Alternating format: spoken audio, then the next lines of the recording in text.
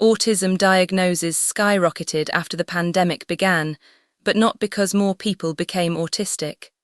It was a different story entirely. Autism diagnoses rose sharply after the COVID-19 pandemic began. But the pattern may not mean that autism itself suddenly became more common. The rise was driven overwhelmingly by diagnoses among girls and women, while rates among boys and men remained stable or declined. So what caused this to happen? A new study published in JAMA Network Open suggests that many of these girls and women may simply have gone unrecognized in the past. This is a story about how a healthcare system finally caught up to the reality of who was already there all along.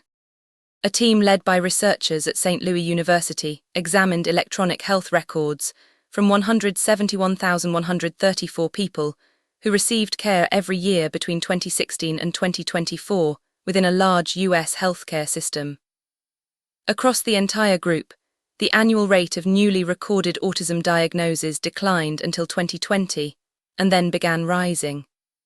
But when the researchers separated the data by sex, they uncovered two strikingly different trends that completely change how we should interpret the headline numbers.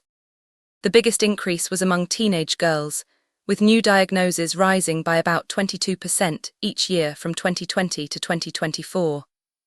New diagnoses among males remained stable or declined, while the rate among females increased by an average of 19% each year over the same period.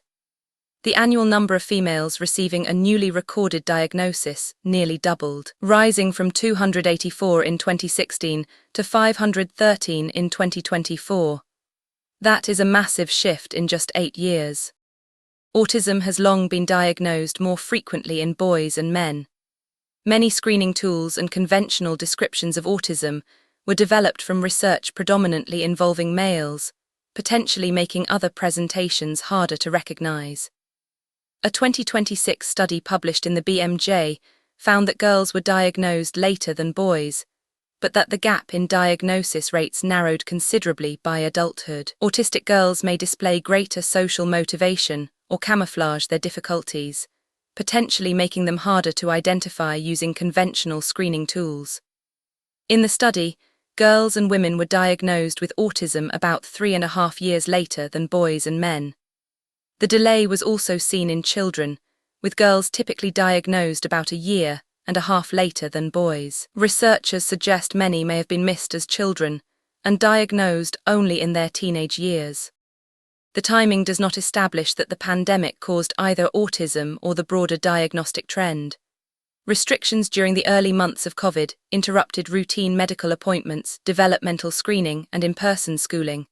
Once services resumed, assessments that had been delayed may have produced a rebound in diagnoses. Telehealth also became more widely accepted for autism assessments, potentially making evaluations more accessible. Meanwhile, increasing public awareness, including women sharing their experiences online, may have helped some people recognize autistic traits in themselves and seek professional assessment. All of these factors combine to create the appearance of a sudden surge. The actual peer-reviewed article gives important context. The diagnostic criteria for autism spectrum disorder was updated during that time to include sex-based criteria. This is important because autism presents differently in males than females.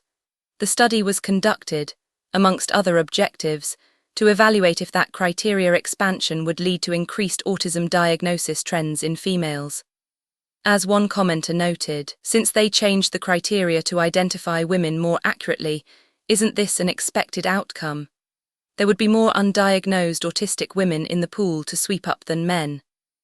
Additionally, the data is far from definitive as the number of females was far higher than the males, and this does not represent a globally definitive trend. The findings suggest that the apparent post-pandemic surge was not a uniform increase across the population. Rather, healthcare providers may be getting better at recognizing autism in people whose traits have historically been overlooked. As the researchers wrote, aggregate growth masked a significant sex disparity. When the researchers repeated their analysis without the unusual 2020 data, the broader pattern remained. Diagnoses increased among females while remaining stable or declining among males. This is not evidence of a sudden epidemic of autism. It is evidence of a healthcare system finally seeing people it missed for a long time. And that is actually a positive development. The Reddit comments add another layer of perspective.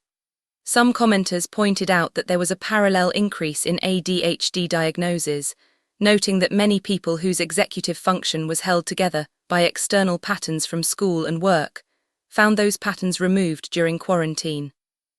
One commenter shared that their psychiatrist observed a huge influx of people getting tested, with the theory that quarantine meant everyone was stuck with their own thoughts for long periods of time in ways that made it easier to notice symptoms they might have otherwise overlooked.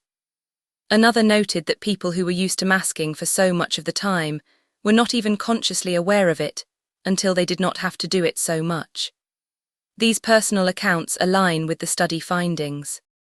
If you found this breakdown useful, hit subscribe and let us know in the comments what you think about the data. We will see you in the next one.